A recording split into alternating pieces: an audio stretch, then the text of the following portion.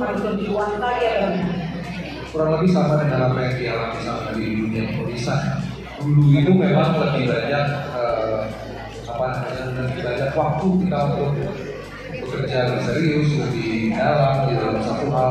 Dan sekarang itu berbalikannya, begitu banyak potensi, begitu banyak yang kita bisa rasakan sebagai keuntungan, tapi juga memiliki kerugian. Persis seperti yang tadi bilang tadi bahwa ini kayak hutan belantara, semuanya bisa melakukan hal yang sama. Bagaimana caranya supaya kita bisa lebih stand out, supaya kita bisa memberikan pengaruh yang berbeda antara satu dengan yang lain. Balik lagi seperti yang kita bahas dari awal, multidisiplin knowledge itu menjadi penting karena itu yang akan jadi pembeda kita. Oke, jadi tandanya memilih jurusan yang tepat sesuai passion masih oke, tapi kalau ada passion lain di luar itu pun oke. Justru keuntungan. Justru itulah efeknya. Baik, kalau begitu, selain Indonesia, Universitas Indonesia. Jadi gelar sarjana aku itu humaniora. Ini ada nggak yang ambil sastra Indonesia? Oke, semoga apapun yang aku berbagi hari ini bisa bermanfaat ya. Jadi aku mau melanjutkan pertanyaannya. Menurut aku jawabannya itu sesimpel. Kalau banyak pilihan di tengah kita yang terpapar teknologi ini itu justru sangat amat keuntungan. Karena bisa dilihat TikTok, kalian ada nggak yang ngomong TikTok aku? Alhamdulillah. Ya jadi kalau pakai software kan tiap hari itu ada aja kayak misalnya jadi main live di kantor dia. Halo Kak, dan aku juga punya mimpi seperti Mbak Najwa Shihab. Semoga suatu saat aku bisa menjadi reporter seperti Mbak Najwa Shihab. Dan gimana aku terbantu dengan adanya sosial media ini, aku bisa memanfaatkan Instagram aku untuk membuat konten seperti public speaking, terus self development, dan di situ menjadi titik awal mula aku untuk berkembang, khususnya untuk mengembangkan passion aku. Terima kasih.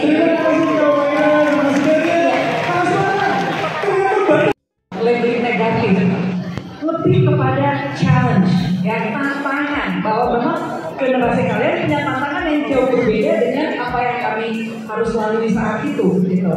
Dan tentu ini bisa bermata dua. Kita bisa melihatnya sebagai sebuah benefit, sebuah privilege, ya. Sekarang tuh gini deh, simpelnya aja dulu. Barang yang dulu menurut saya mewah banget, sekarang tuh biasa aja. Contoh, handphone, ya. Dulu itu ya aku jajan laptop. Laptop saya pertama kali itu tahun 97, ya 97 saya punya laptop pertama, hasil dari bernyanyi. Saya pengen nulis kan, pengen bisa menulis di mana saja. Waktu ada tablet laptop, itu komentarnya ya. Saya bawa laptop, anak mahasiswa loh, ya. Saya pergi bawa nyanyi di belakang panggung perang. Gimana? Jadi pinter banget. Bawa laptop, saya udah soal ilmuwan gitu bawa laptop. Sekarang anak SD juga pakai laptop, ya kan? Handphone, ya. Masa paling modern, terus kayak paling tahu tentang teknologi, tentang medsos. Jadinya tuh kayak kesannya kita kurang humble, apalagi ke generasi-generasi yang lebih tua. Itu sih mungkin.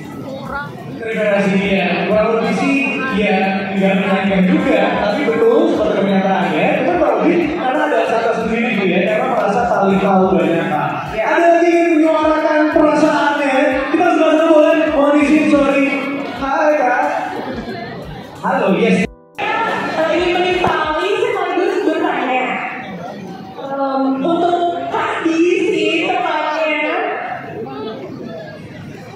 Kak Di, sama seperti Anda, dari saya kecil saya dikelilingi buku-buku yang mendorong passion saya sebagai sosok penulis kreatif. Dari saya SD, saya sudah mencoba menulis novel, walau belum ada yang terbit pada akhirnya. Kak Di, pertanyaan saya, bagaimana pengalaman Kak Di ketika pertama kali menerbitkan buku dulu?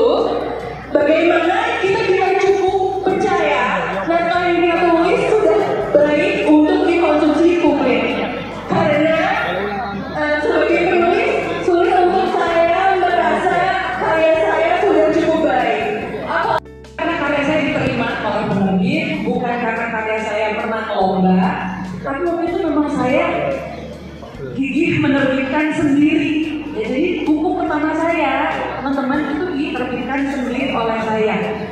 Saking gak pedenya, ada yang mau menerbitkan Supernova. Karena saya pikir ini buku aneh bener, gitu ya. Ini buku sangat aneh, bener daripada penerbit, saya terbit sendiri aja. Dan kenapa waktu saya terbitkan? Karena waktu itu saya mau ulang tahun 25. Jadi saat itu saya bilang, paling banyak quarter life crisis ya. Jadi oleh Gen Z ataupun Gen Y, mereka mengatakan bahwa Gen Z ini so tahu dan tidak menghormati orang-orang yang lebih tua di atasnya. Kemudian Gen Z juga dilabelkan sebagai generasi yang malas dan juga paling tersakiti dengan ada sebutan generasi mental strawberry. Maksudnya dari strawberry itu dari luar tampak cantik, namun ketika dipencet dia langsung hancur. Pertanyaan saya sebagai perwakilan dari Gen Z, apa yang kita bisa lakukan untuk melawan stigma-stigma yang telah ditimbulkan akibat ciptaan oleh orang-orang di Gen Z ataupun Gen Y terhadap Gen Z? Bisa dibilang kecil dibandingkan sekarang. Paling satu sekolah berapa 400 orang. Sekarang sebuah hal yang tidak disukai atau tidak menjadi standar umum ini bisa dibully oleh jutaan orang. ya, Jadi memang rasanya itu menjadi sangat maklum ketika orang merasa kita paling dibully. Karena memang kenyataannya ini mungkin kesalahannya jauh lebih sedikit daripada yang kita lakukan dulu. Tapi exposure semuanya magnify.